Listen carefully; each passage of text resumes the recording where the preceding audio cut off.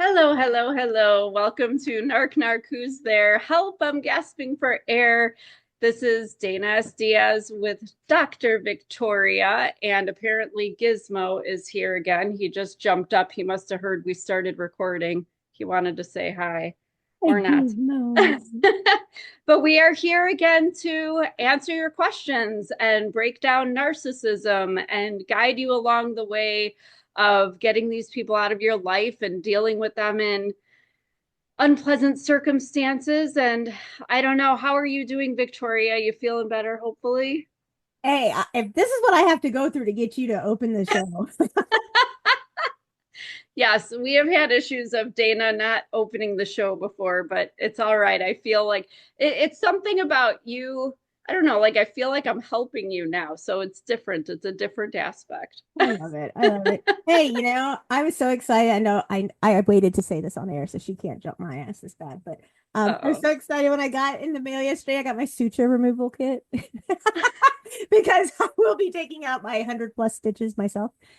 Oh So my gosh. I just literally when I got it, I was like, yeah.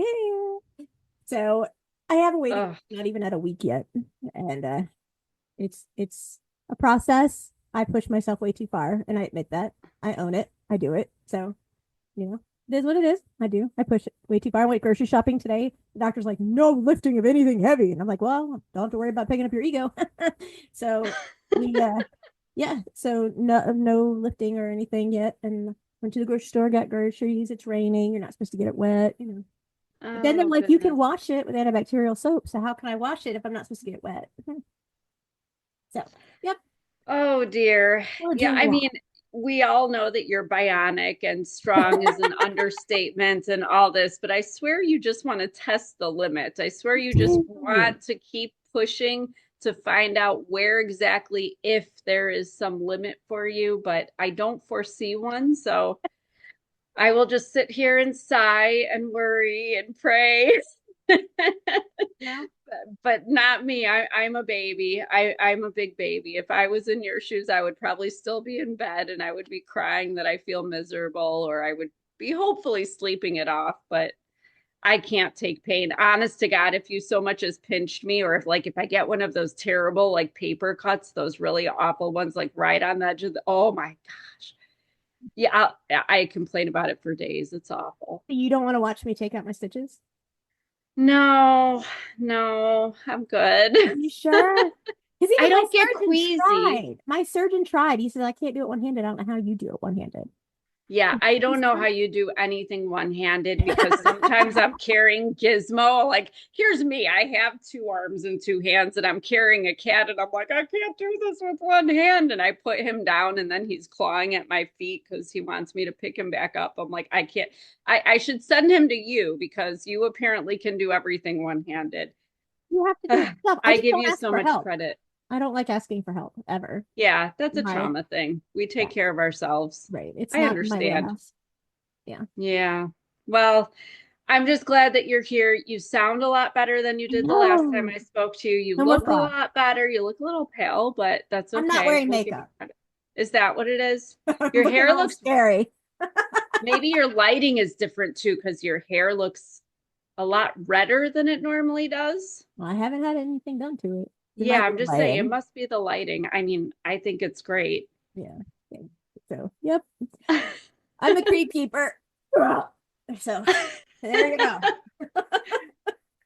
All right, we're gonna jump in. Are you ready? Let's do it. Whew. We're still getting people writing us left, right, and center, which I love and I thank them for so much because I love that people are listening and they thank us constantly for what we do. And it just means so much to us because we feel like we're making a difference. And even if Yeah. it's just one person, that's still a huge difference for us because we went through it by ourselves. And I'm pretty sure I can say this safely for Dana is that we don't want anybody to go through this at all, yet alone by yourself. So that's kind of where we are and what we want to help. And hopefully these little nuggets here and there help.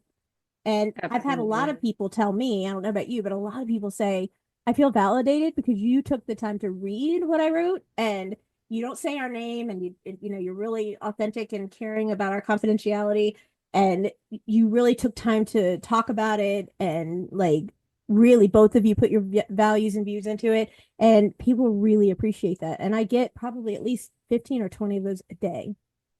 And I love that because I mean, I even made a post today on social media about the podcast and just that I love that that you and I can provide this space where people can feel safe, where they can feel accepted. There is no judgment here.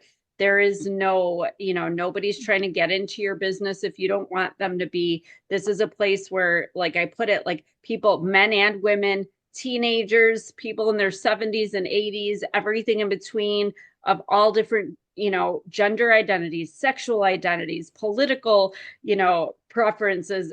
We can all come together here and none of that crap matters. We're Right. just humans trying to help other humans get through this thing we call life. So thank you to everybody who is listening and who writes in and supports us because we're doing it for you and that's what it comes down to. And so I'm glad everyone's feeling validated. So yeah, let's do a few more today. We'll try to get Okay. through a few more pages, not just a few questions. Yeah, totally. All right. So, all right. The unattainable standard. I remember the day I graduated college. My parents actually showed up. Shocking, I know. Only to brag about my sister's perfect GPA in middle school.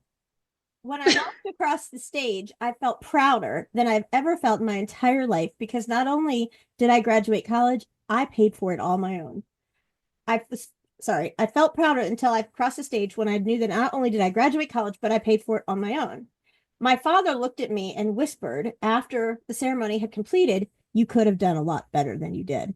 That moment not only shattered my joy, but reminded me that I would never meet their unattainable standards. Mm-hmm.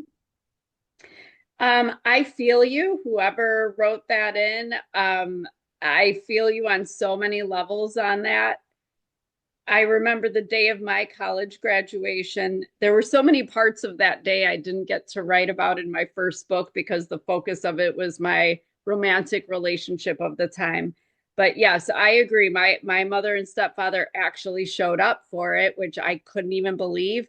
But when we were all let out after, like, when they call your name and you cross the stage, and you know, most families, when that's their graduate that they're there to support, they've got the air horns, They they're hoot and screaming, they're holler. something. It was like dead quiet. You just heard my heels click, click, click across the stage. So I just kind of put my head down, walked down, and and by the way, I want to shout out to some random stranger that I don't even know, but I just remember this kid that was, I don't know, 20 aisles back as I was walking to my seat. Don't know him, never met him, but he put out his hand to give me a high five because I graduated. And I thought, thank you to that one freaking person who was happy for me that day because it sure as shit wasn't my mother and stepfather, nor my ex, who was also there. But when I went out after we were all released, my mother and stepfather were gone. Like they didn't even wait for me to come out. And then I had the lovely comparison to my brother after my brother grew up and graduated with his doctorate. It wasn't, oh, we're so proud of him. Well, there was a lot of we're so proud of him because he was, the Golden next child. coming of Jesus and everything. But my stepfather turned to me and I'll never forget it, said, well, that makes his doctorate makes your bachelor's degree look like a kindergarten education. And it was so insulting because I also paid for about half of my college education, and it wasn't cheap. Private Catholic institution, DePaul. And I wanted to go back for my master's, but I didn't have the money. And I couldn't get a loan because guess what? My parents made too much money, but they wouldn't help me get financial aid. They would not even look at the financial aid papers. So, again, whoever this isn't me venting and complaining and all this resentment, but it's just to let you know that I get it. But what I have learned is that nobody can make you feel anything unless you let them, unless you feel it. And I understand I have internalized all that crap from my childhood too. And believe me, undoing it is a whole other beast. But I encourage you and hope that you can get to the point where what somebody says does not matter and you don't have to react. And maybe hopefully one day you're brave enough to just not even have anything to do with them, because you aren't ever going to compare. You are never going to do anything that rates any better than that golden child sibling. And I know you know what that's like, Yes. Victoria, Dr. Victoria. And even though you've always said that your brother could, had so much more potential, you're still never going to be what he is in their hearts. And that's just what being a scapegoat child is. It is. It is.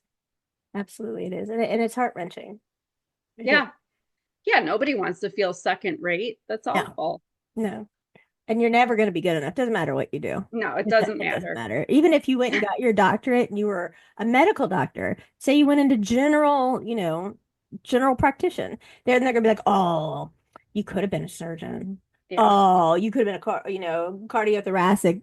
Whatever it is never going It'll to always be enough. be something. Yeah. You would still have not gotten some achievement that would have been better. So And inside your head, you have to learn to, even if you say it just to yourself, like I've always been, well, I wrote a book and I was told, well, he wrote a paper and he wrote a paper and it was about Willy Wonka and the chocolate factory for his master's. I'm not oh kidding. my, for his masters? Yeah. For And real? Oh my for real. goodness. And I read it.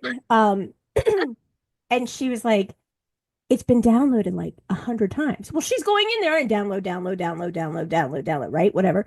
And I'm like, he wrote a paper. Good for him, And thing is like I wrote a book, and I mean, it doesn't matter. So, Right. which I had to get to the point where I would say things in my head quietly to myself because I'm still a redhead. I'm a half Yankee, so I have that disposition and temperament, but I'm also that sweet person who will lay down and die for you.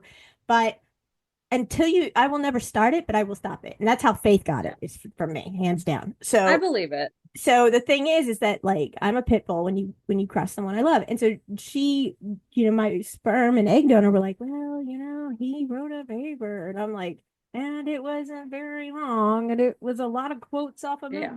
whatever. And I just looked at her and quietly said in my head, and the reason I'm saying this is for everybody when they have that moment and you're don't give in to them because when you go at them, they're winning. They want you to Mhm. so that they can tell everybody they attacked poor old me and they said Yes. this and they said that. Don't do it. Just say quietly in your head. Like I looked at my egg donor when she said this and I was like, oh, okay, well, I didn't cross my legs into the wide open stance of the Grand Canyon at 18, 19, and ended up getting knocked up and pregnant. And then somebody proposed in a Dirty Harry movie by saying it Lord. would just be cheaper to marry you than to continue to pick you up. And then you elope and go to McDonald's. So it wasn't even Burger King. You weren't even going to get it your way. So, you say this to yourself in your God, head. you have all the lines. You just say it to yourself in your head. And then you just feel that satisfaction because if you give it to them, then they're going to spin it to make it worse for you. So Yeah, don't give because them that. that's the thing. They want the reaction. And by the way, for anyone who's new to narcissism, what this is called is triangulation. They are triangulating the two siblings by making one the golden child and making one the scapegoat. But the scapegoat, they want you to keep trying. They want you to want their approval. The second you stop trying to get their approval, they know they've lost and they'll try harder and they will diminish you. They will discredit you. They will de everything you. Absolutely. But don't let them. You have to know who you are and just withstand it all, knowing that it's their stuff that they've got going on, not yours. Right. So don't take that burden from them. Let them carry it. Yeah, absolutely. All right. Every year on my birthday, we had a grand event for my siblings. My siblings received gifts and they had parties. Yes, this is correct. On my birthday, they received the gifts and they had the parties. I was ignored. Now it turns to my 16th birthday, and my siblings have all gotten cars and trips and things of that nature. I'm the baby, and yet I sat alone at a dinner table while my family celebrated my sister's newest achievement. I was invisible, and it hurt more than anyone knew. I would never be worthy of their love. But who in the hell does birthday parties for the other siblings and not the child whose actual birthday it is? I've never heard of anything like that. I've never heard of that. I mean, the closest thing that I've experienced was somebody in my ex's family. Okay, it was his sister, I'll just say it, would have like half birthdays for her kids and the actual birthdays. And I thought that was a little much because she literally would be like, oh, and this is what they want and whatever. Like present, she expected presents and on half birthdays. And I'm like, well, crap. Can I have half birthdays? Like Right? that would work phenomenal for me being an after Christmas baby. I would love a end of June summer pool party with Yeah. presents and Yes. pina coladas. But yeah, that's outrageous. But I mean, I think this just speaks to how far narcissists will go. I've had a lot of people share stories with me like at book signings and things where I mean I have heard some really horrific things that they've asked me not to repeat, but where the one child is like outrageously singled out and treated differently Yeah. than the rest. But that's pretty bad. I mean, I don't even know what to say. I almost just want to hug that person Oh, because, I think we all deserved better, but I don't want anyone to think that they didn't, that they're not worthy of better. I don't want them to think that there's something actually wrong with them yeah. because some other a-hole, be it a parent and siblings, decided that that was okay. And I think what really upsets me about this, and it's something I struggle with every single minute of every day of my life, is the fact that other people can be aware of crap like this and not say anything or do anything about it. I do not understand inaction because when you can witness this or hear about it or know about it and let it happen, like just look the other way and, oh, or people say, I don't want to get involved.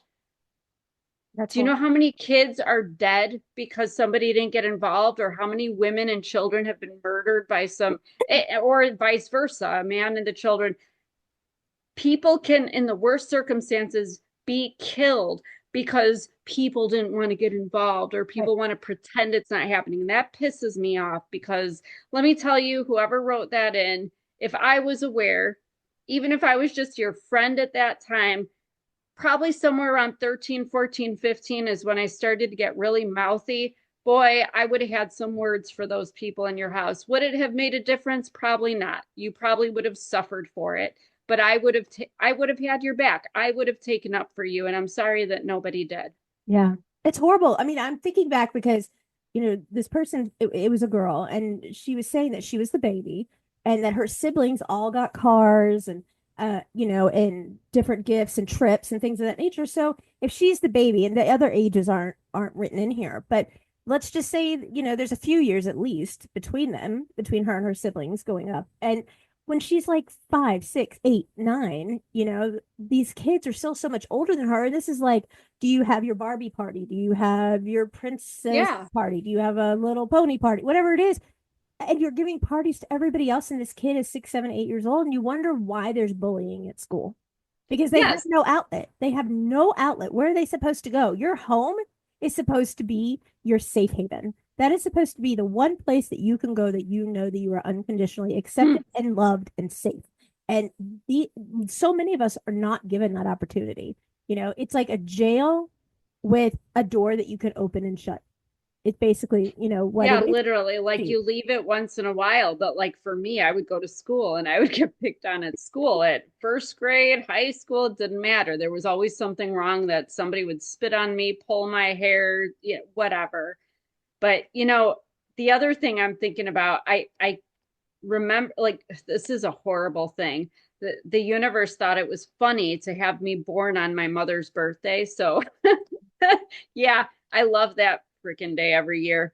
And it's coming up pretty quick. But I You're gonna remember be growing up, 21. I'm gonna be 21. No, I've quit trying for 21. I'll go for 39 now because even 29 is pushing it.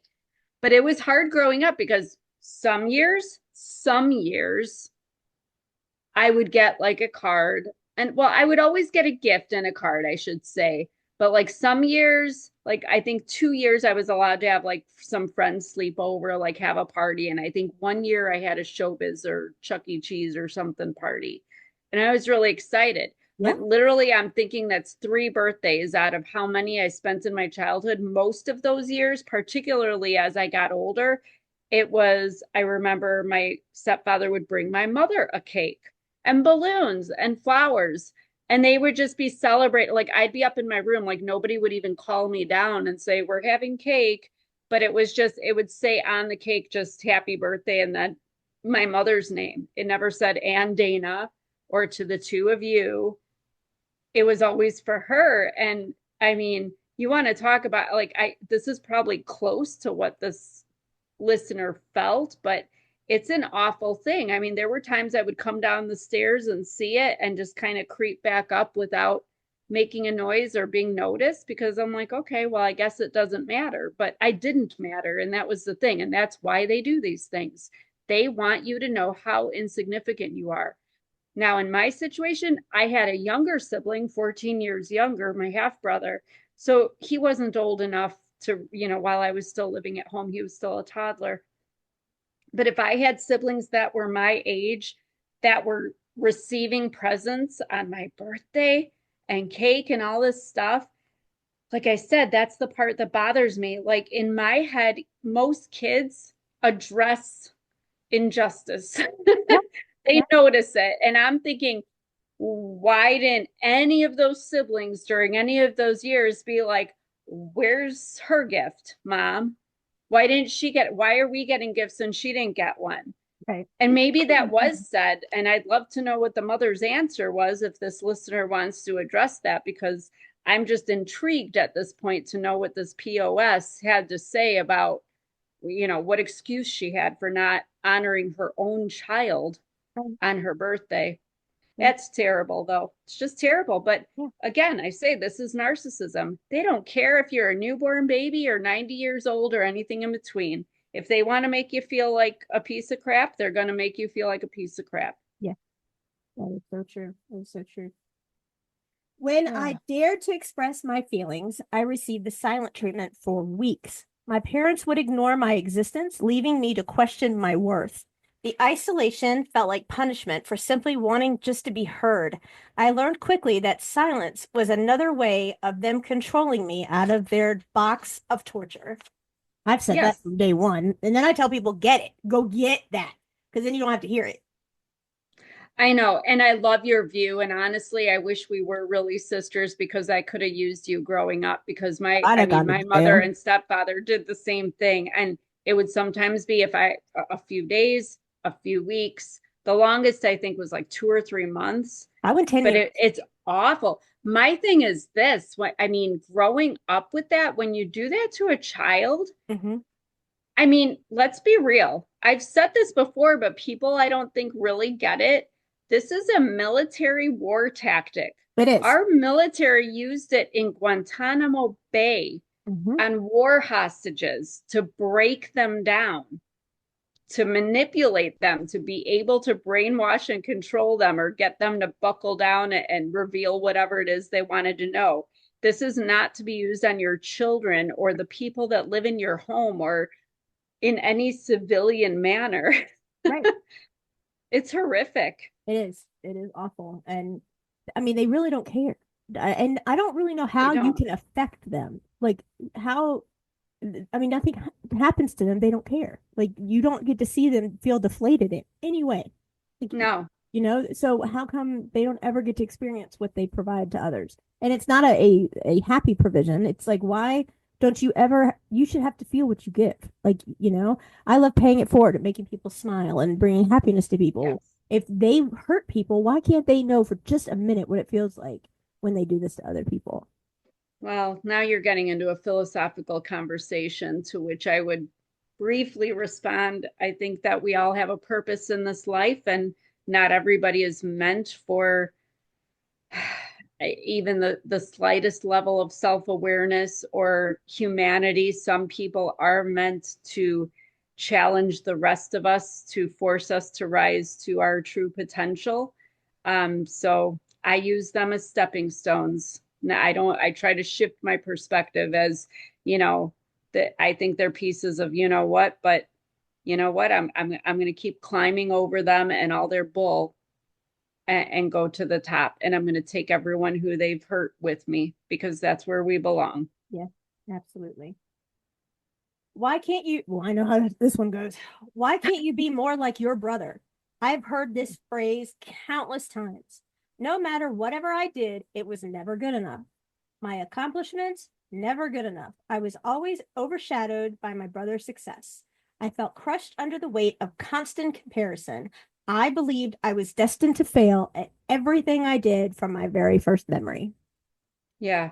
And I think that's the point of it is to make you feel like I always the way I used to feel about it and how I've written it is I had to be the nothing they thought I was. Right. I had to be incompetent. I had to be deficient. I had to be again D everything for them to be able to, you know, praise my brother for, you know, I'll never forget when he read his first word at like what, 4 years old.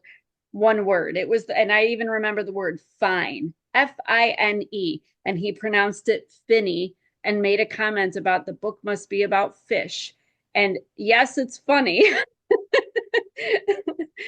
but they just thought he was a genius. He was Albert Einstein because he could, you know, read a word. And it was just, it's so funny to me, the little things like you said about the paper versus your book. You know, my brother also, when he was in college, had he has a doctorate in physics now, and he had a study published in a journal of physics.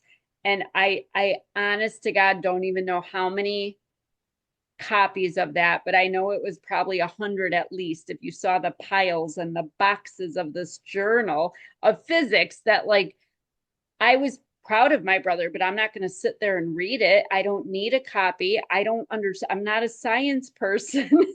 Like, good for you, but like, and I don't know who my stepfather thought he was going to give it to. He's, I think, stopped school at sixth grade. No joke. Like, Are you how would he serious? understand any of? Oh yeah, I'm dead serious. Yeah, the man who's telling me I have a kindergarten education, Education. Yeah. yeah, and he didn't make it past sixth grade.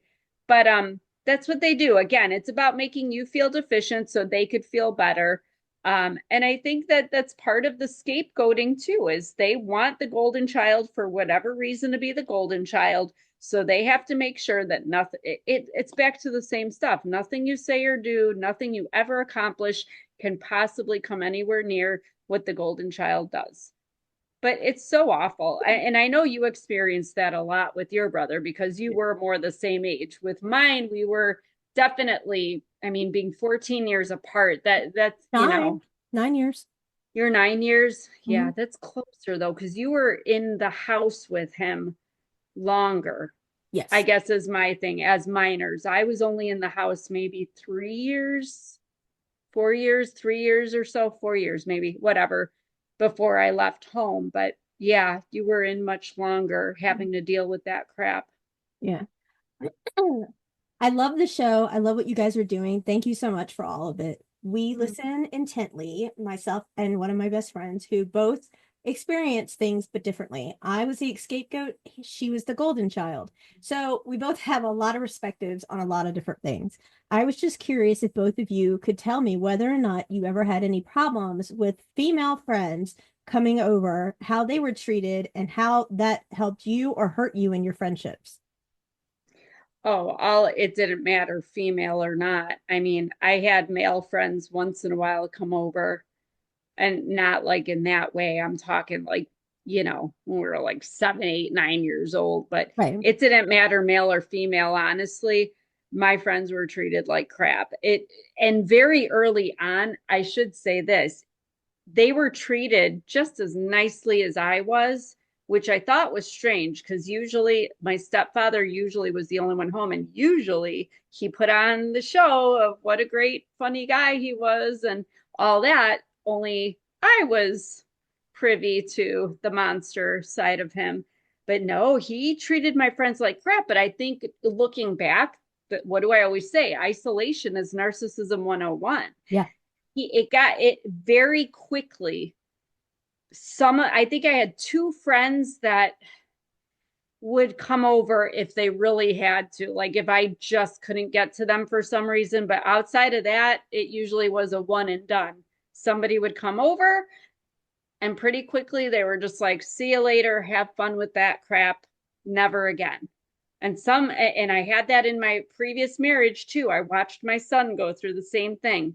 We'd have play dates with friends.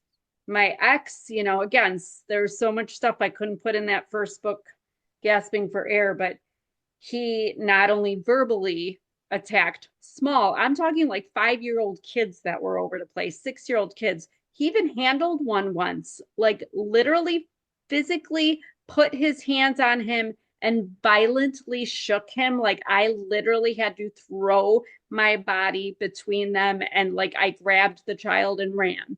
So I think this is just their way of isolating. But some of them might use the opportunity to look like, oh, look at me, I'm so great and I'm funny and I'm a great guy or a great gal, so that your friends think that you're nuts when you tell, they can go either way. It depends what they decide to do, I suppose. But that was my experience. Just like my son, it was just like, let's just treat them like crap so they never come here again. And that's what happened. So I was alone a lot. Yeah. Yeah. Well, if anyone's read Narc, I think they will Yeah, answer I this kind of question. thought. Um, I had friends that I kept a very tight circle. And it took a lot to get into that circle. And like my best friend that I had since preschool passed away. And of Mm. course my sperm donor hit on her left, right, and center. And I wanted to go to the funeral, and his answer was, well, she's not going to know you're not there. So, and Oh my gosh. yeah. And so that was really hard. I had a person that was a really good person that would come over and hang out. This is when I was older, and Faith was alive. And so when he would see her, he would come out and be like, he wanted to be, Clark Gable. He just wanted to come out there Oh and be yeah. all suave and whatever. And one day she was having car problems and something was going on with her car, and he was like, "I'll look under the hood for you." And yeah, and so she Hmm. always felt very uncomfortable with him because he would stare at her. She was voluptuous, to say the least. And so he would always stare at her. And he's like, well, I have a friend that's a mechanic. We can take it up there and let him look at it. Let's drive it around the neighborhood to see. And she's like, okay, here are the keys. And he was furious. He was like, no, you and I'll go driving around the neighborhood and we'll see. And she's like, well, you can drive it. That's fine. I'll stay here. Yeah. And he was like, don't waste my time. How dare you waste my time? I offered to come out here and take you to the place and get it checked and blah, blah, blah, blah, blah. And I don't have time for this. And she was devastated. And so he went in the house, and of course, I had that mindset still, and I went running in there just like I always did. I apologized for someone else's behavior that I had nothing to do with. And I was like, she's just really shy. You make her uncomfortable. And he was like, why? I didn't do anything. All I'm trying to do is help, and you're wasting my time. Do you know I could be doing other things right now? And, this is just like you to waste my time in my afternoon, and blah, blah, blah, blah, blah. So she agrees to go in the car with him and go get it looked at by his friend who's a mechanic. And then I followed them in my vehicle, and Faith was with me. And they were like, oh, give us an hour and come back. We'll see what it is. And so we end up going to Target and just walk around. So when we do, it's freezing out, right? And so Hmm. Faith has her jacket on, and I'm shivering. And they get out, everybody gets out, and she's, cold. And he takes off his coat and wraps it around her, and they walk in together, and I'm like, and they went off on their own. They wouldn't even stay with Oh us. my And all of a God. sudden I was like, this girl was just 20 minutes ago not wanting to be in the car alone with him. And then I asked her quietly, I'm like, hey, so how did this turn around so quickly? And she said, well, he's paying to have my car fixed if I have dinner with him.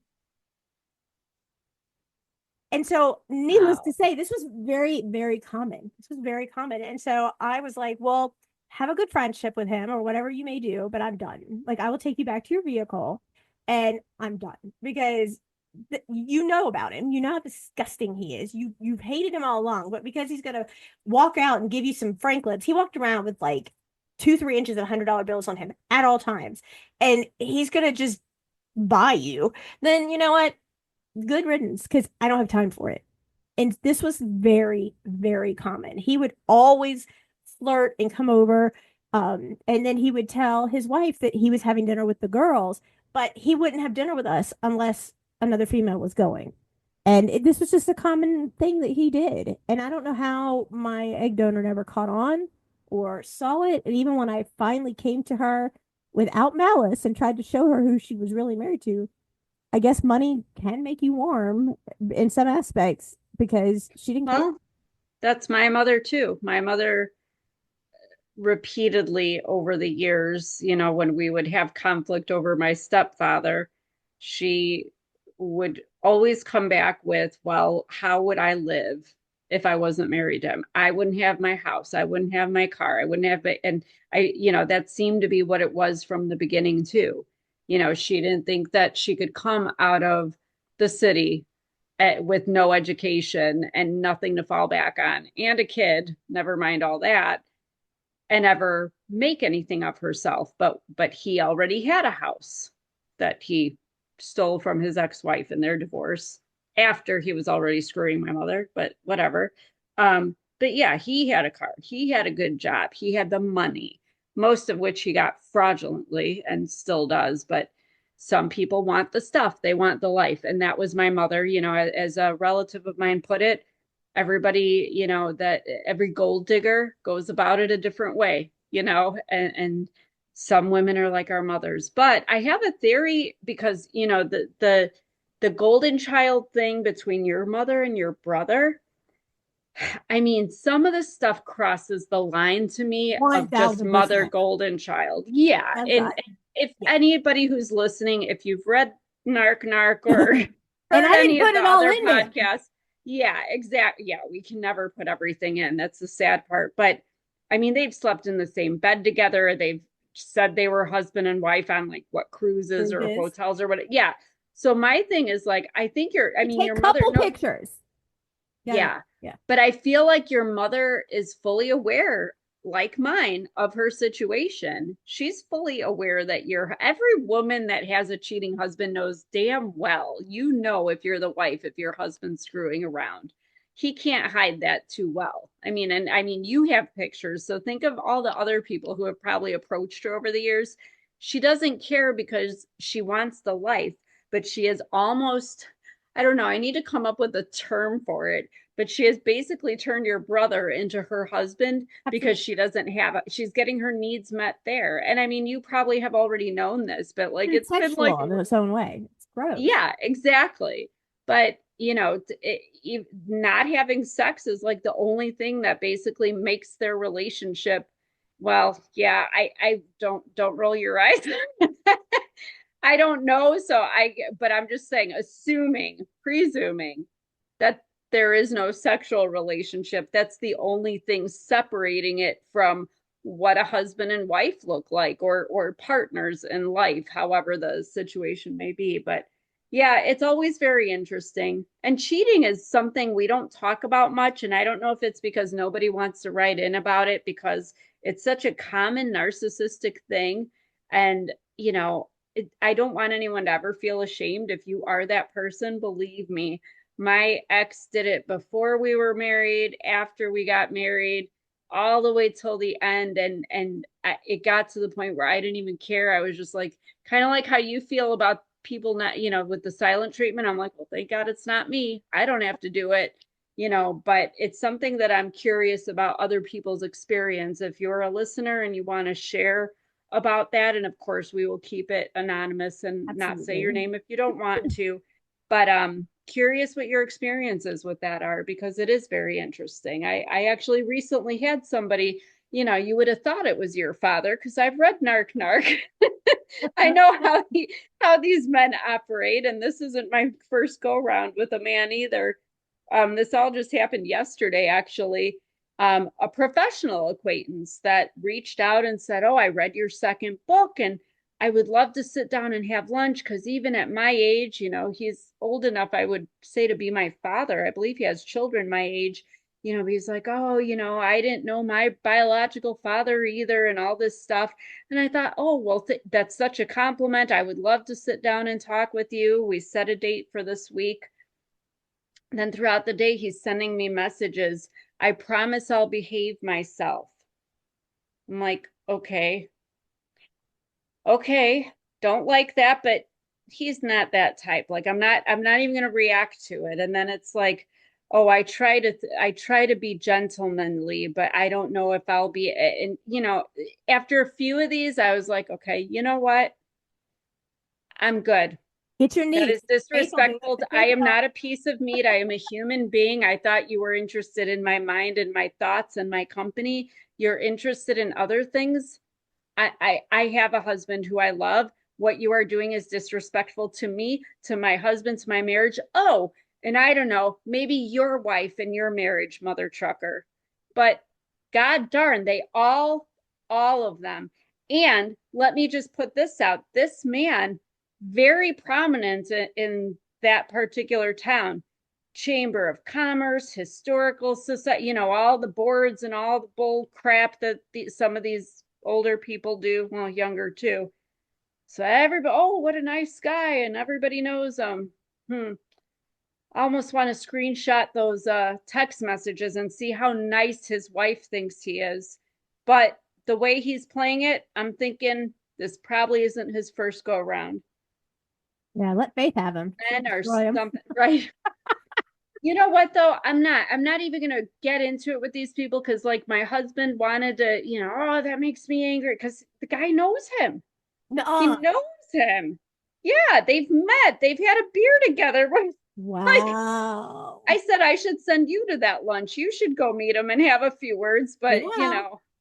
that nothing good would come out of that. But that's the thing. I told Doug no, because you know what? I don't even want to talk about it anymore because we're giving it energy. Yeah. And why? He can take his little dinkety dink and go somewhere else and toy with somebody else, but it ain't going to be with this girl.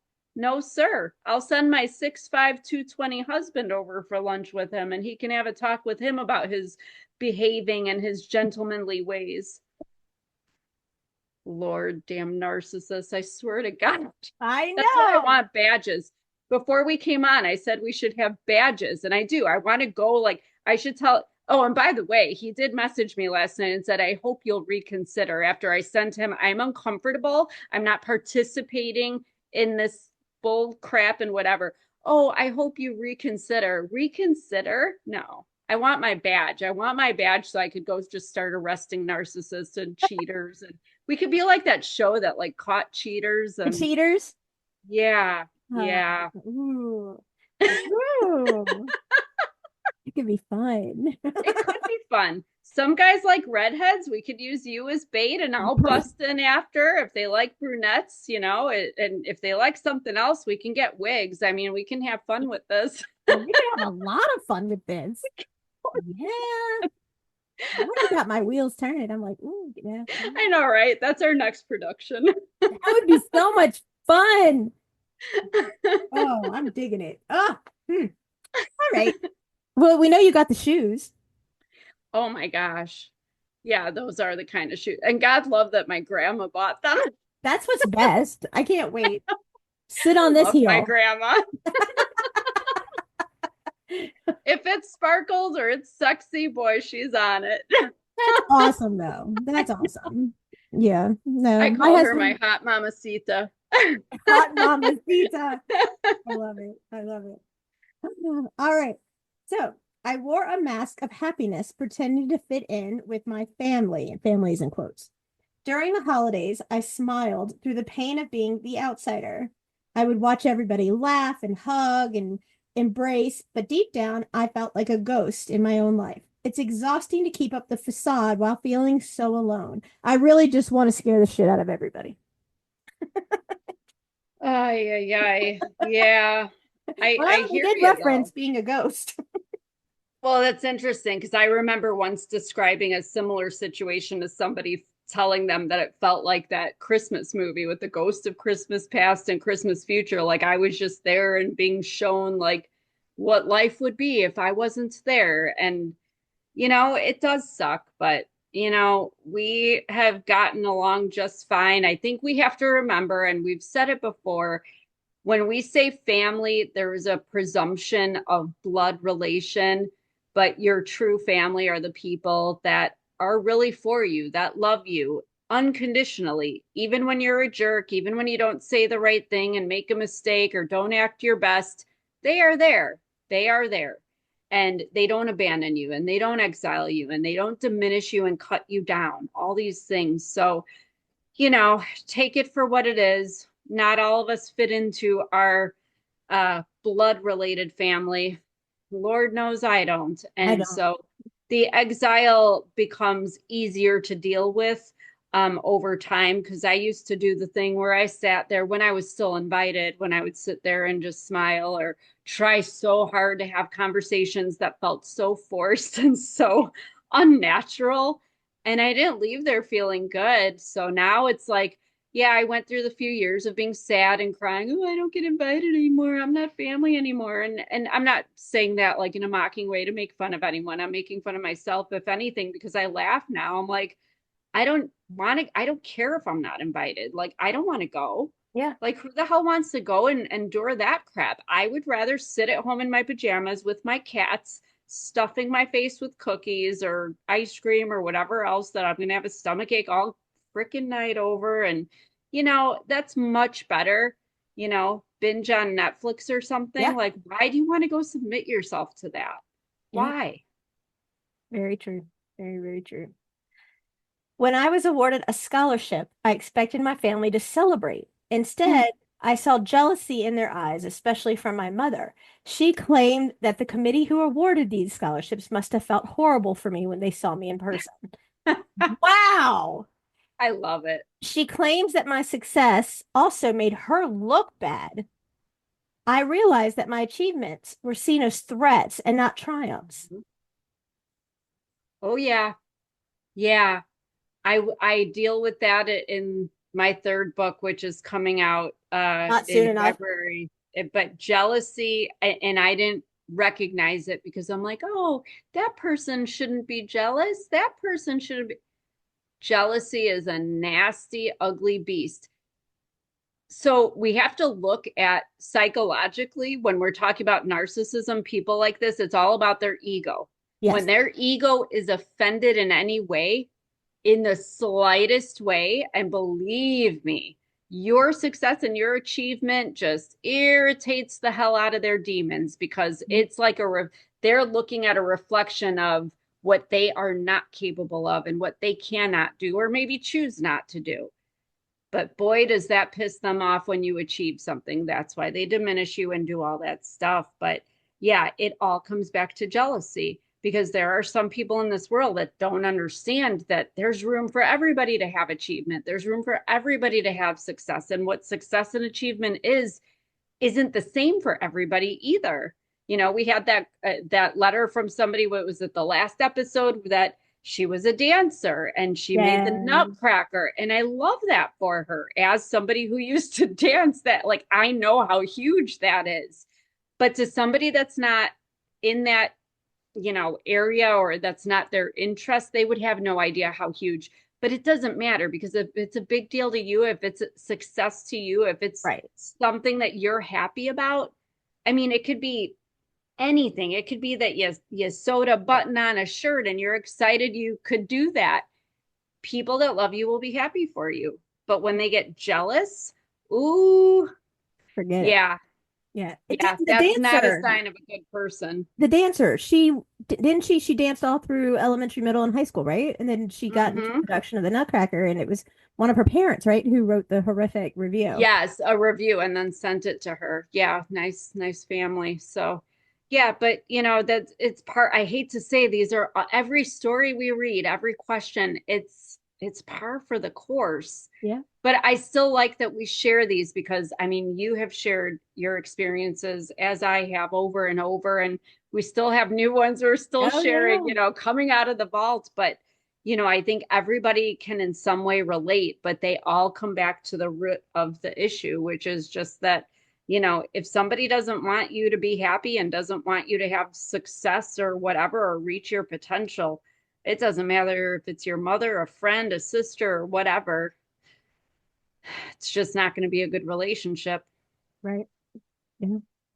But it's sad when it's the mother, because I had a few times in my life where my mother, where I even had a friend once that was like, I think your mother's jealous of you. And I'm like, but I'm her daughter. Like, shouldn't we? Like, I Yeah. always wanted, I was always envious of the girl. Like, a friend of mine in grade school, her mother just, she was an only child. But I mean, I guess she was probably the golden child, but she was the only child. But her mother just thought her kid, this girl was the best thing ever. And every, like concert, like a chorus concert or a school recital, mom was in the front row taking pictures, smiling. She knew the words to everything. If there was a little dance, she knew all the moves. And I was like, and afterward, it was all the pictures. And I'm like, why can't we all get that, mom? Like, Yeah. every mom should treat all of her kids that way if she could. And Yeah. it just makes me sad that, I mean, even if I had gotten one little tiny iota of that, my God, my life would have been so much better. But some parents just, they just decide, nope, I'll give it to that one, but not this one. And Yeah. I got the reject stamp on my head. Yeah. That's okay. I'm good with it now. I don't want to be like everyone else. I don't want to conform and I don't want to be a cookie cutter kid. So, Yeah. No, I get it. And like in the Nart notebook, I have so many, and I chose what to put in, what not to put in, but so many examples where my sperm donor would use my disability from use yes.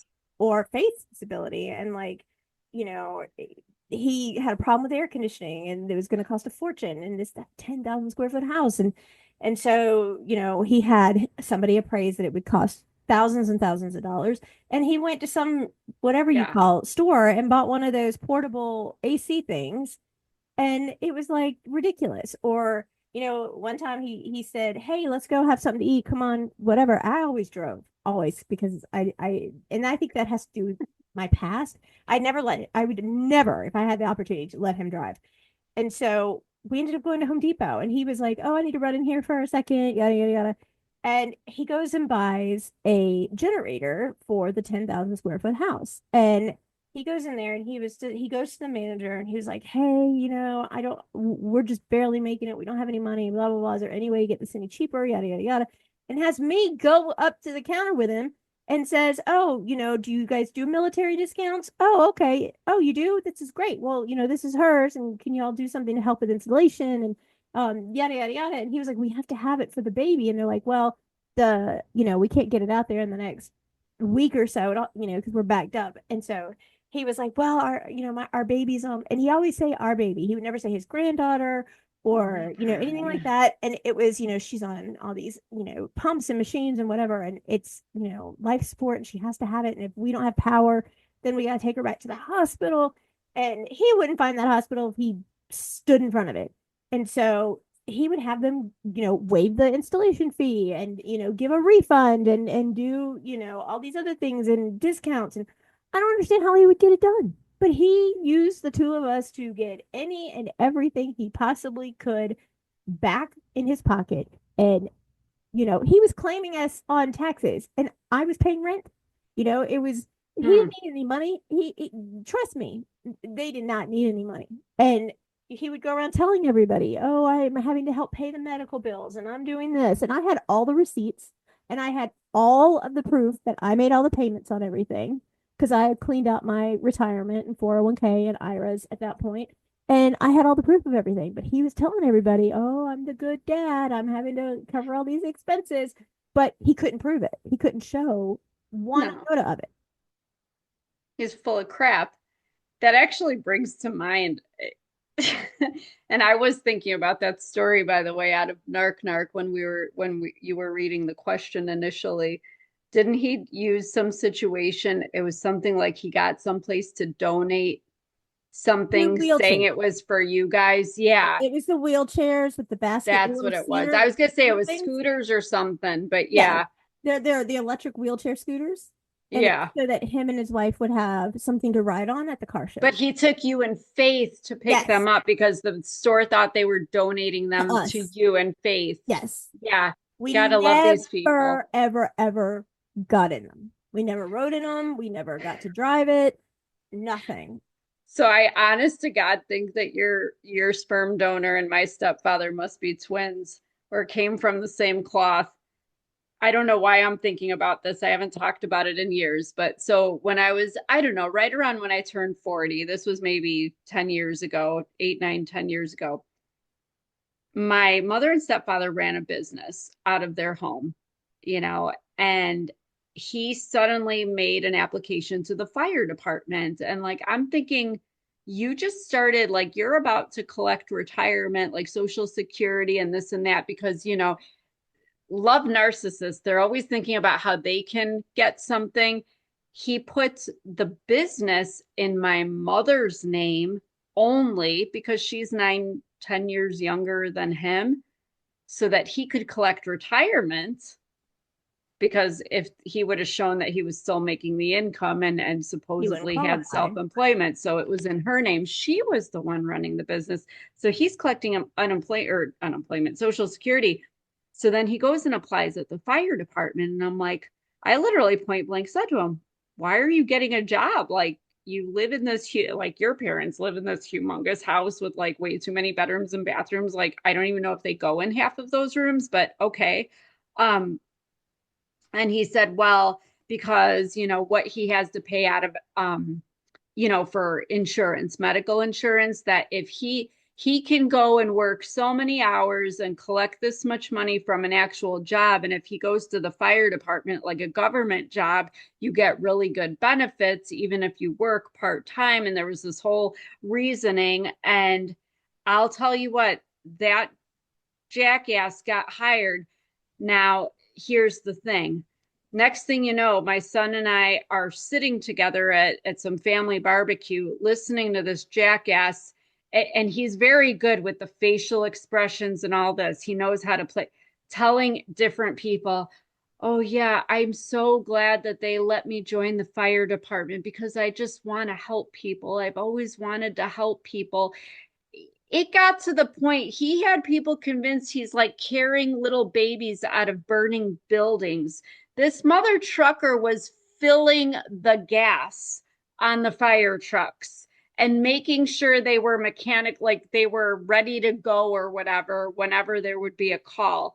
And honest to goodness, I went to God love these small little towns. It so aggravates me. I need to move back to the city sometimes, I think. Go to the post office one day, and the gal, it's the same gal that everybody's known Oh, for. yeah. She's worked there for like 30 years. And she goes, oh, I saw she calls him my father. Oh, I saw your father. He's so cool. I'm so glad he's the chief of the fire department now. I'm like, he's not the chief of the fire department. I know the chief of the fire department. He's not it. Oh, but he came in the other day and he was wearing a jacket Right. with his name embroidered on the front, and it said he was the chief.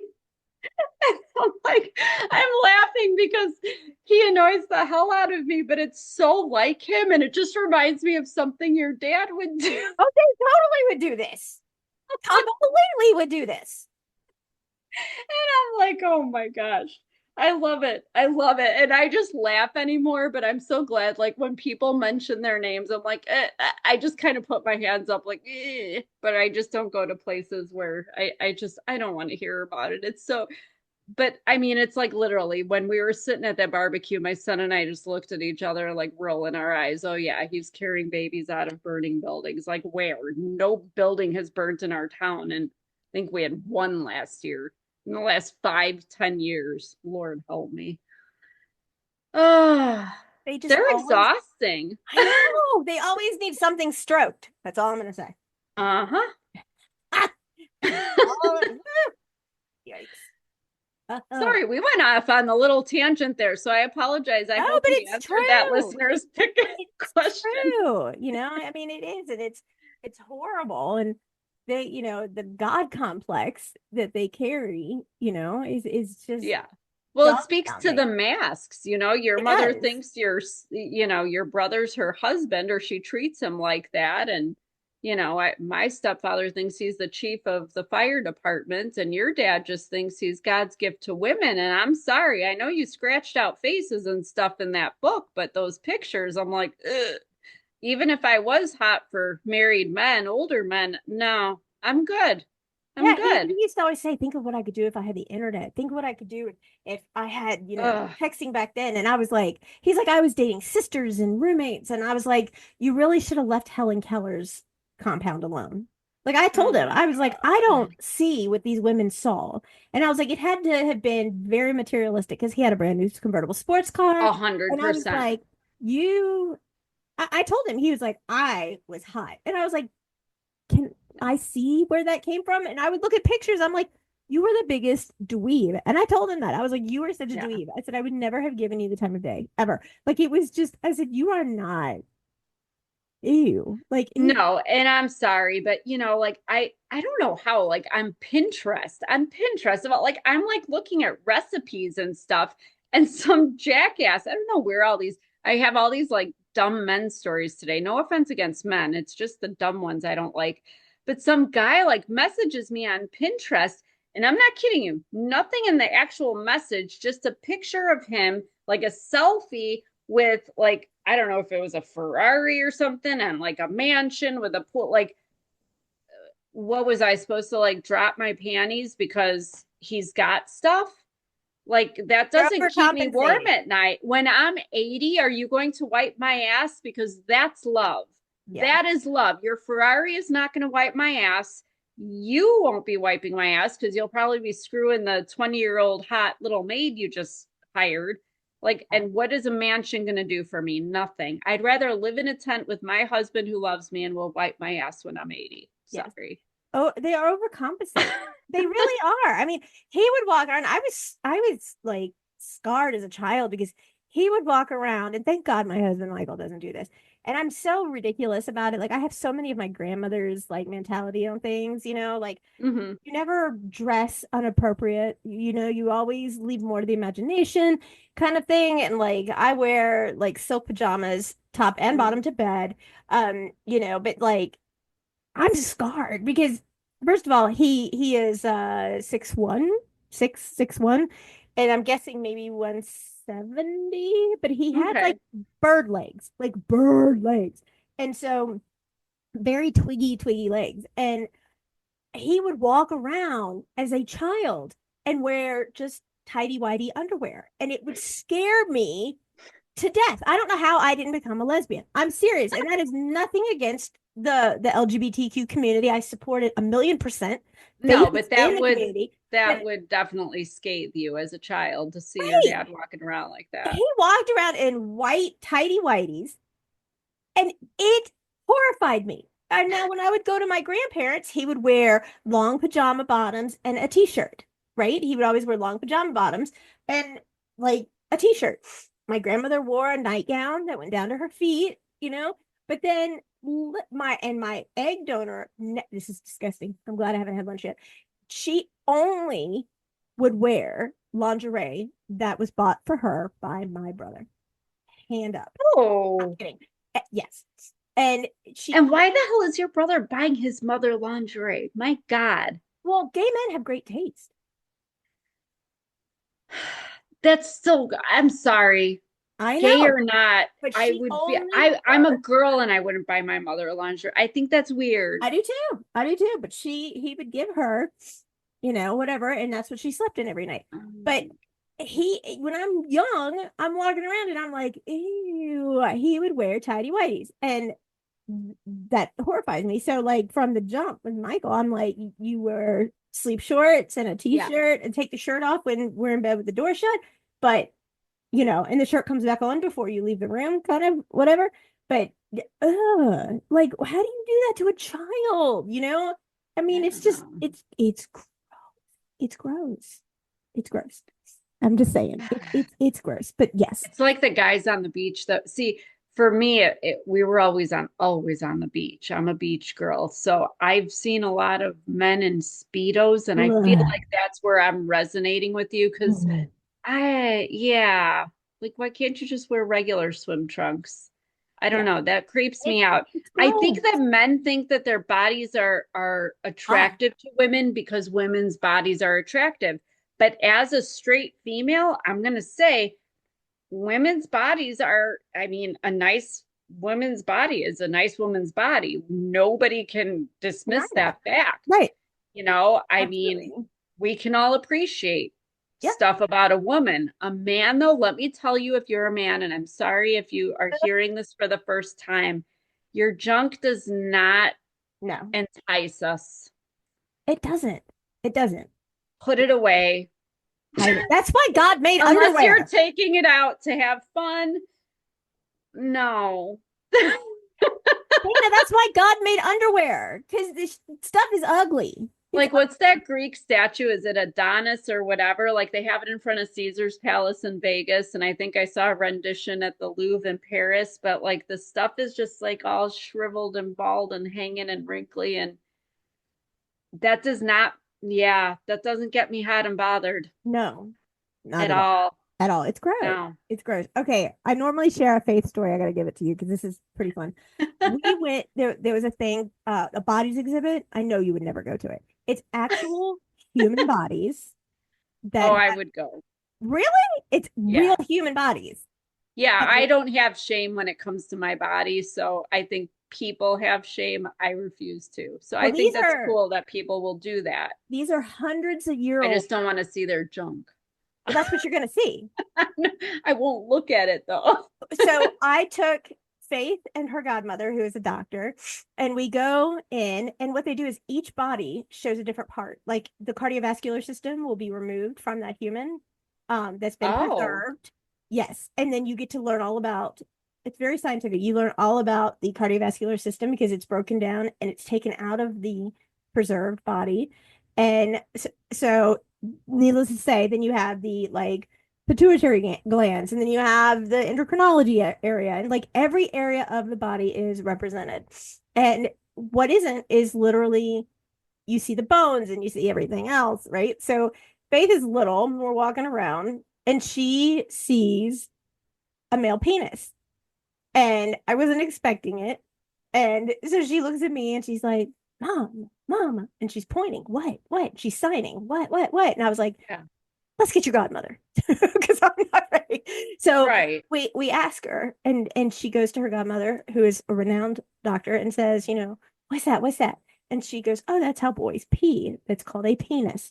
And Oh, and so she looks and she's like, huh. And then there's a crowd of people, and she's looking, and she looks over and she goes, I get it. Now, when Faith gets excited, she gets a little loud. She had hearing aids at the time, so she spoke a little louder. And she was like, I get it. And we were like, what do you get? And she goes, I think I know what it's for. And I'm like, oh, please, please, please, please, no. And she goes, well, women, girls, we go, go, go all day long. We go and we never take a break. We go, we go, we go, we work, we mom, we cook, we clean, we take care of kids, we go, go, go, right? Men are lazy, and men don't do anything but sit on their butt, watch sports, watch women, and do nothing. So God decided that a man needs to stand up and do something at some point. So that's why he has to stand up to pee. Because the only time women get a break from standing is when they go to the bathroom. So God made it where women sit to go to the bathroom so women can have a break. Men never stand up and do anything they're supposed to do. So God made them have to stand up to pee. And she's like 5. And I'm thinking, I just gave birth to Einstein reincarnated. honestly, I love how I truly do love how her mind works because I mean, she doesn't mess around. She doesn't mince words. And it's a funny story, but what saddens me, what really caught me is that at that young age, the men she was exposed to in her life gave her that impression of men in general, because you and I know not all men are like that. That's not, No, and not I all hate to men. stereotype anybody, but the fact that the men in her life gave her that impression that all they do is sit around, they're lazy, and they watch women and sports, that's sad. It is sad. It is sad. That's sad. And that's one kid. Imagine all the, I mean, I don't think we realize how we're impressing children and what's going on in their brains and what they're deducing based on our behaviors and actions. But God love that kid for speaking her mind and she stands by it. And we were talking before we came on. You cannot dispute anything she says. I mean, No. she always is like dead on, has a point, totally justified. Like Yes. there's no argument. No. I love it though. I love her ability to speak her truth, and we all need to learn from that. Yes. She's hilarious. She's a little riot. Like seriously. All right, so let's see if we can get through a couple more. I Okay. discovered a family secret that shattered my understanding of my own childhood. Instead of support, my parents began to gaslight me even further, insisting that I imagined it and it was never true. I felt like I was losing my mind. I was trapped in a web of lies. My parents put me in an institution because they told everyone that I made this whole thing up. The evidence I had contradicted that, but nobody would look at it. The betrayal cut deep, and I was left feeling utterly alone, and I was institutionalized for months because nobody would let me speak. You're looking at me because you know that It's heartbreaking. That's heartbreaking. That's heartbreaking. I mean, that's so, and I'm sorry, but how ridiculous is it the people at the mental institution that they're not even listening? They're not even taking into consideration that it's the parents. And a lot of facilities do that. They don't take into consideration it's the parents. They automatically listen to the parents and take them at full value and instead hurts us even further. Oh, no, no, no. You can't cry. You cannot cry. well, this one hits pretty close to home for me. I So, know. whoever's listening, my parents did the same thing to me. And yeah, there was nobody to save me. And the sad, I think the worst part is, and I share the story in my second book, Okay. Choking on Shame, if you're interested in reading about my experience. But the sad thing is that the staff at that, we'll call it a hospital, um, I mean, even the psychiatrists, everybody evaluate. They're like, there's nothing like we're not even putting you on medication. There is no reason you're here. But unless my mother signed me out, I had to stay there. And it was just sad that everybody could see that I didn't need to be there. And yet I was, and I had no choice but to stay. And I think the worst part, and one of the chapters of that book that really is hard for me is when the day I was released because the insurance ran out and my cheap ass stepfather, he could afford all this crap, but God forbid he spend a penny on me. It wasn't even a happy thing. It was one of those moments like you watch these moments when like somebody is dying and their organs are being donated and there's like the what do they call that, the honor The walk in honor the walk. hospital. Yeah, it was a similar situation where everybody was just standing outside the rooms and by the elevators, so sad to see me go. And I call me crazy, but I didn't want to leave. I didn't want to leave Yeah. because they treated me good there. They thought I was smart. They thought I was funny. They let me be me, and there was nothing wrong with me there. Yeah. So yeah, sorry. It takes a No. lot for me to break down like this, but that one, it's interesting that since I never thought anybody, like anybody except the few people who knew would ever know that that had happened to me because there's so much shame Yeah. in having to admit something like that. So I never talked about it, and I debated whether to put it in the book. But since I have, I'm actually like literally probably the most shocked of anything anybody's. I have had people tell me that they've been put in suitcases and left in a suitcase zippered and locked for days. I've had people tell me they were chained and locked in dark rooms. I've had people tell me horrific things and knowing what happened to you. But gosh darn, I never thought anybody else's parents would do. Like, is this a thing? But let me tell you, whoever this listener is, my parents did that to me too. They put me in a mental institution. And now they still to this day, oh well, she's crazy. Remember when we had to lock her up? Yeah, they had to lock me up because they strangled me and threw me downstairs, and I refused to go back to the house. But I have met other people. I have had a few other people message me and share with me that their parents also did that. What a disgusting thing to do. Yeah. It's So horrible. yes, that is why I'm crying. I'm crying for all of us because this is just such a, I mean, the lengths that they will go to prove that nothing's wrong with them. They're perfectly wonderful. And, they can delude the cops, they can delude child services, they can delude everyone in these institutions. They don't have a choice. They will take your insurance and take your money and lock your ass up, even if you don't need to be there. And they don't And even it listen. scars They you. It just, scars you for life. yeah, they don't listen. They care about what the parents say because they're the policyholder when you're a minor. And you have no say in it because you're underage. You can't fight your way out. And yeah, I see what you say. Do you want to go home really when you have that opportunity? But Yeah, the it was a flat out, bad thing. It was awful. I didn't want to be there, but yeah, when it came back down to me actually leaving, I'm like, but I don't wanna. I mean, I remember like going down when security took me down to the main floor and the elevator opened, my mother was there. And I mean, the look on her face, I mean, she just glared at me with just disdain and contempt. And she didn't even say anything. She didn't even wait for me to get off the elevator. She just turned and started walking out the door to the parking lot. And I just remember looking at the security guard, like basically pleading with my eyes, like, take me back up. Take me back to what was it, the third floor, the fourth floor, whatever floor. Take me back up there. I'll stay. yeah, I'll volunteer to stay here. yeah, It's just so horrific when you're willing to stay in a mental institution versus wanting to be, but like you said from the first question, when you don't feel safe yeah, mentally, physically, whatever, I mean, that's the worst feeling in the world when that's supposed to be your safe place. And that's supposed to be your mother's the one person above all, even above your father, who is supposed to love you no matter what. right. Yeah, It's awful. it is. And to think that they've made all this up. I mean, they said that they insisted he imagined it and he didn't. He Yeah, had all this proof.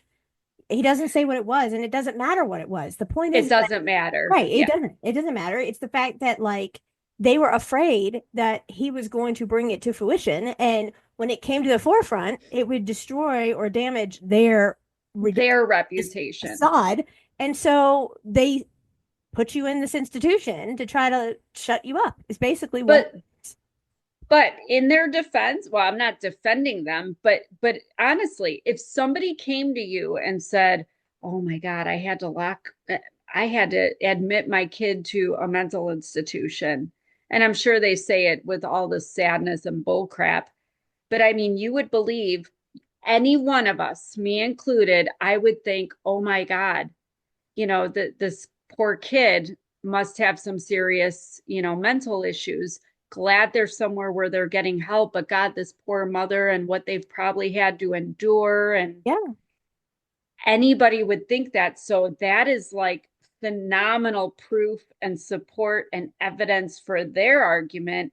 And then here's, like this girl, here's me coming out saying, but I'm not crazy. I'm not crazy. Yeah, but I'm not exactly running around, or I didn't before the book tell people, oh yeah, I did a stint in the mental clink, like because people would think you are nuts. But I am here to tell you, some of us aren't. There were people in there that were very, there was the kid, I called him the rocker. There was the boy that was rocking and silent, always in the corner rocking.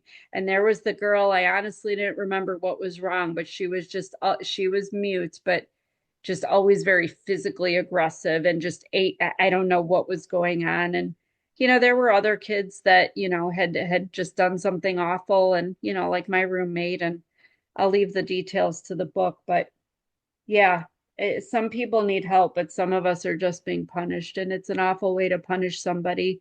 Um, you know, I don't even know what else to say. It's just shocking to hear yet another person say that their parents did that to them, and shame on these parents that think that that's okay. Yeah. I was the emotional caretaker in my family, always listening to my parents' problems while mine went ignored. I felt responsible for all of their happiness and carrying the weight of their emotions on my shoulders. It was suffocating to see them thrive on my empathy, leaving me drained and empty. Yeah. That's what they do though. I that reminds me of my ex. That's usually a covert narcissist that they love people's pity. I always said my ex thrived on people's pity. He wanted people to feel bad for him and to give him encouragement and praise him. And that's what it came down to. He was just baiting them into fulfilling his ego. And I did it for a while because I'm like, oh no, you're great and everything, and you'll get there. And trying to be the nice, encouraging, person that I try to be to people that I love and others. But yeah, some people just use it. And if you don't give it to them, then they get angry and nasty and, Yeah. like you've done some great offense. Ugh. All right, let's see. Every night, I would hear my parents argue. Their voices were rising until they just ended up in nothing but a shouting match. I hid under my blankets with tears streaming down my face. I wished I could scream back at the injustice of it all. When I finally mustered the courage to tell my mother how her words hurt, she laughed in my face and said, "You're just being dramatic." I learned that my pain was nothing but invisible, and I was nothing but a silent scream in a chaotic world of hell. Yeah. Did your parents fight? I mean, in the 10,000 square foot house, could you hear them fight? Um, he was never around her. Like he tried really hard never to be there when she was there. Wow. Um, always talked down to her like she was an idiot. Hmm. And they really didn't argue. He would just say very cunning things. And there were plenty of times I felt bad for her, but she would get up and leave Yes. and go see him, go see her son, husband. Excuse me. And there would be times where he would say, "Oh, I need your help with something," and then she would go and do something else and not be there for him. Oh, Excuse God me. bless you. Oh, so thank you. So it was I never saw them hold hands. I never saw them kiss. I never heard "I love you." There was no physical intimacy between them. I would always hear how, like, he would tell me, "I've never seen your mother naked." Thanks. Hmm. Could have gone my whole life without that. Um, that they're like he always would say how affectionate he is and how he's a hopeless romantic and yada yada. But it was like Antarctica, and Switzerland in their room. How much space was between them in their bed? Hmm. Never came near one another. Um, I mean, it was just they really were roommates. That's all I would see Yeah. is more roommates than anything. But Yeah, I was curious about that because I mean, I heard it was sort of the same thing in our house. Of course, the house I grew up in with them was very small. It wasn't the house they have now, but I mean, he was the king from day one. He decided what was and how it was going to be, and if you didn't play along, which my mother always did, but it was the same thing. I mean, to the last, time I ever had communication with them, years ago, he was always cutting her down the same as he would cut me down under his breath, as he could. But yeah, it just seems strange how that, I mean, you can almost tell sometimes, like some are very touchy feely and flirty and all that. And then there's others that you can tell, like you can see that, yeah, because I don't remember ever seeing any hand holding or hearing I love yous. And it's interesting. And I think I mentioned it last time that they say that these love languages, the way you receive love and give love, usually testify to what you weren't getting when you were a child. And my God, I don't, I didn't get hugs and kisses and Hmm. I love yous and whatever. And so it's funny that now as an adult, I am very affectionate with the people I love. And like even my husband now, it's funny because he's a baby boomer and it's like no PDA, nothing. And I'm like, oh no, dude, if you're gonna be, we're holding hands. You're gonna Yeah. kiss me in public. We are gonna say I love you like 20 times a day. And it's just my thing. And it makes me feel good to give it and receive it. But yeah, in our house, we never had that, but I did. I mean, you could sense the tension, but I think the interesting thing is even, and maybe you can relate to this, even without hearing like actual fighting, man, sometimes like with my stepfather, especially, there were times I used to have a housekeeping service and I would go there. I would never just send my girls there. I had 8 girls that worked for me. I would always go with them because I just like almost as like a protective barrier because like Yeah. I've dealt with this my whole life. I don't want to submit you to this crap. But my God, sometimes he doesn't have to say anything, just his presence. And I even had one of the girls I worked with. Here's this, I think their house is maybe 7,000 square foot, something like that. He wasn't even on the same level we were, and it's dead quiet. It's just us cleaning away. And my girl that works for me looks over. She goes, I'm sorry if this offends you, but she says, I swear to God, your stepfather, he's not even on this floor of the house, and I can feel the tension of his presence, Yeah. like this Yes. negative energy, like overpowering the air. She's like, I feel like I can't even breathe, like I'm Yes. suffocated. I said, welcome to my life, Yeah. my whole effing life. The Yes. thought of him suffocates me. Yeah. It's a terrible thing when they have that effect. Yeah. People who've gone into my sperm and egg donors say it's like a soul-sucking museum. You go in there, you Mm, feel the tension, you feel the yes. hostility. You know, they had the sweetest maids, and I loved her, and they call her a maid, and I called her the housekeeper, but whatever. And they accused her of stealing some change out of the master bedroom closet, like change. And Ah, so you're oh, literally like, what? Like you look yeah. in the house and there's so much stuff everywhere, and you're thinking if they're gonna do something, they're not gonna go for the change, maybe the Yeah. 20 different like Rolexes and you know Yeah. the Exactly. the very expensive watches, the Volva and all those out there, the Tussauds, all of those are in there. But so he was determined to catch them. And at first he accused Faith of stealing the change. And I'm like, are you kidding? She's not gonna take your damn change. And so of course Faith is like, you need all the common sense you can get. So yeah, just that's Faith. So they went and they got these like little tiny inconspicuous nanny cams and put them in the closet to try and catch Hmm. them stealing quarters and dimes and whatever. And then they also had this big jar of dollar bills that they had in there. And because my brother, is a server, he would come over and she'd give him dollar bills, I guess, for whatever, to help him. And so they ended up finding out that he had gone in there and taken some of the dollars and changed them out. And we were blamed. First it was the maid, and then we were blamed. But we're not on the tape. We're not on the film. We don't even go in there, like, ever. And I've always taught Faith, and I was the same way. Like if I was taking their laundry in, I would knock on the door and say, "Hey, can I come in and bring your laundry?" And Right. I would never just walk into their room ever. Right. And it was, like in the Narc book, you'll see where my egg donor said, "Oh, I've set traps, Hmm. because she's gonna steal or whatever."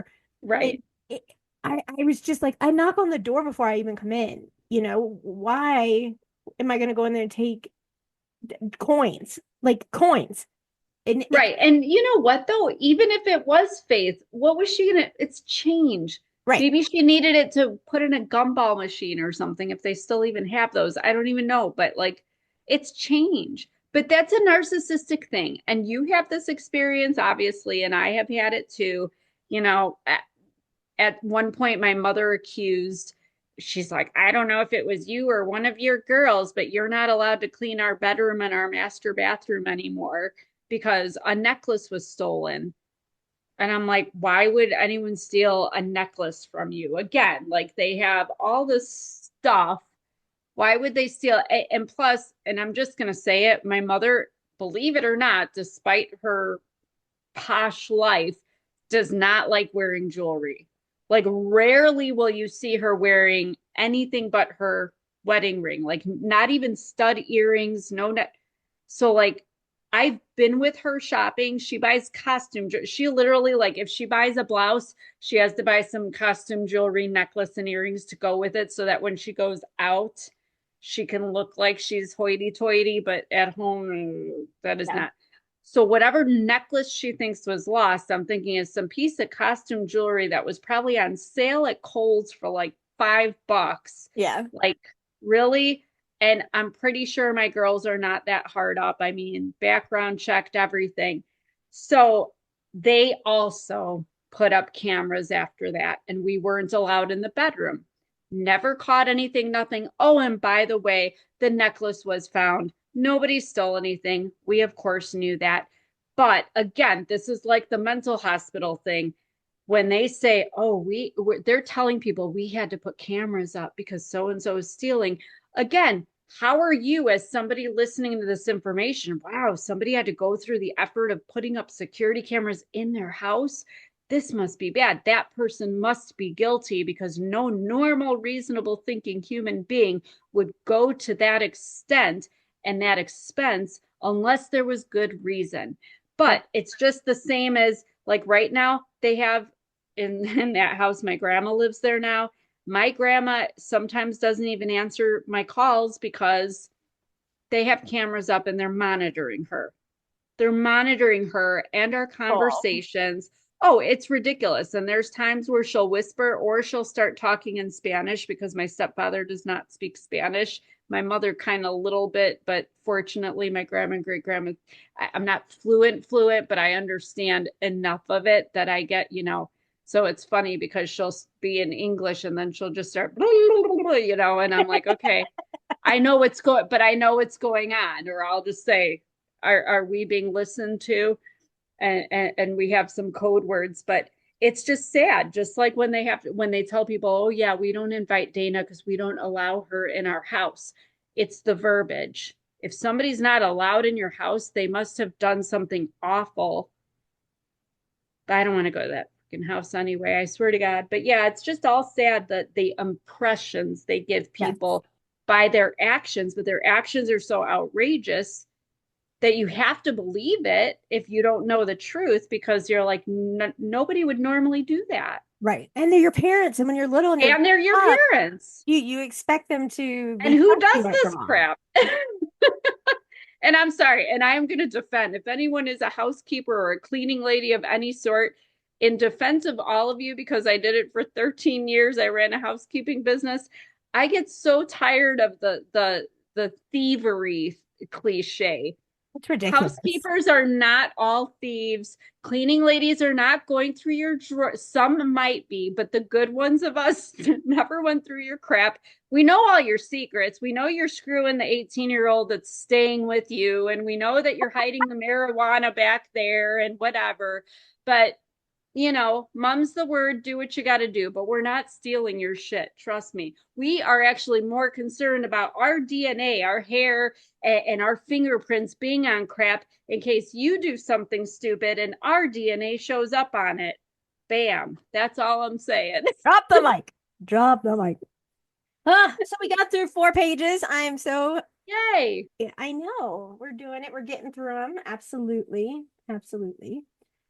So keep sending them in. Keep Yes. sending them in. Yes. Yes. Yes. Keep sending them in.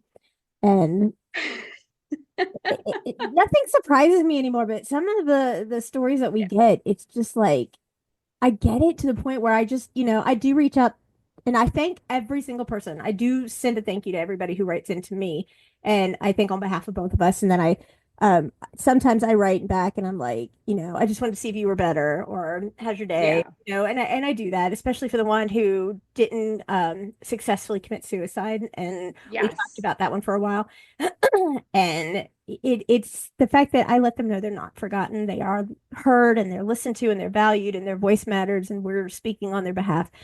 But you read these and you hear these, and it's like, I get it. I get it. And I know your spouse might not get it. I know your coworkers may not get it. And it sucks. It does. It sucks. But at the end of the day, you are such a better person because you aren't them, and they still have to get up and look in the mirror, and they're still them. So, you Yeah. know, it's sad, but the unity of the black sheep community is so tight. It really is, because we totally understand. I had someone ask me, if your parents called you and told you they needed um like a kidney or a lung, or part of your liver, would you give it to them? Would you? Would you help them? I'll be honest with you, my stepfather, I would not. My mother, I probably would. Yeah.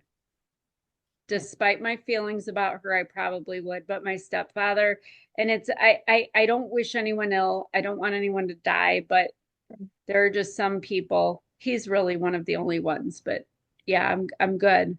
I mean, there, and it's not even, people always talk to me about forgiveness and stuff. And just real quick to tag on to what you just said, I I know you feel the same way. I don't want anyone to ever know it. I'm kind of glad some people don't get it, because I don't want anyone to ever get it. You Right. shouldn't have to get it. Right. But we do stick together, and I don't want anyone to ever feel like, shameful that you're not at the place where you can forgive, because people talk to me about forgiveness all the time, and I get biblical comments, and yes, I believe in God and all that, but I also believe in the choice. Yeah. Healing is a choice. Forgiveness is a choice.